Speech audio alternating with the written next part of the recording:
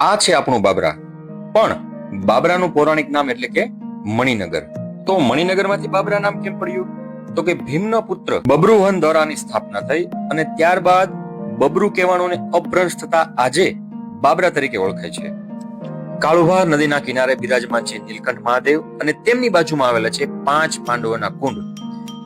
પાંડવોએ ગુપ્તવાસ દરમિયાન અહીં નીલકંઠ મહાદેવની સ્થાપના કરી હતી. આમ તો આ મંદિર 5000 વર્ષ જૂનું કહેવામાં આવે છે. પાંડવોએ ગુપ્તવાસ દરમિયાન અહીં હવન કર્યો હતો અને આ હવન કુંડ હતા, પરંતુ આજે એ નાવા માટેના કુંડ બની ગયા છે. 4 કુંડ જ આજે હયાત છે. એક કુંડ સંપૂર્ણ રીતે પૂરી દેવામાં આવ્યો છે અને આ છે કુંતી માતાની કુઈ. અને કહેવાય છે કે અહીંથી માતા કુંતી હવન કુંડની અંદર ઘી પૂરતા હતા. નદીના સામા કાંઠે સ્મશાન છે અને સ્મશાનની બાજુમાં જ આવેલા છે ધોળિયા દાદા. તે પણ એક પૌરાણિક જગ્યા છે, તેની પણ મુલાકાત અહીં કરવી જોઈએ.